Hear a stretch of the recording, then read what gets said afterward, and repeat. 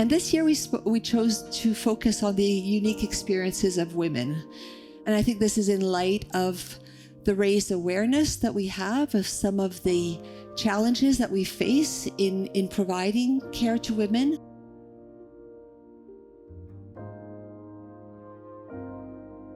We've had 2 decades of research into transcatheter aortic valve implantation, and consistently in our trials, we've had underrepresentation of women, 25 to 30%, even though the prevalence of the disease is similar in women to men.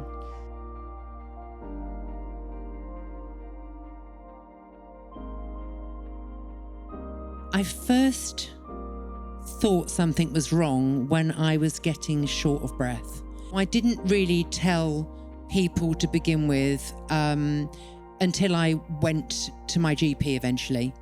And some days I would walk halfway up that bridge and I would have to grab hold of the wall, and I couldn't actually walk any further until I'd caught my breath. So the GP referred me to a cardiologist at the local hospital, but he didn't listen to my heart. I don't think he actually looked at my face, to be honest.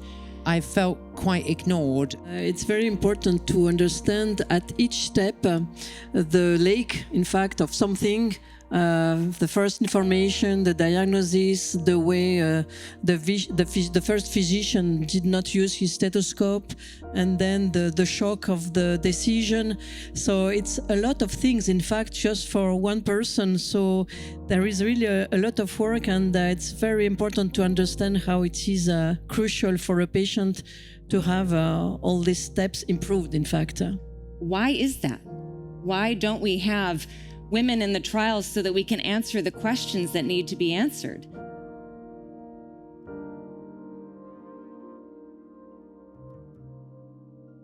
Well, the Global Heart Hub just this last year published a roadmap to the implementation of shared decision-making. It's an outstanding resource to think about how we can move together as a community.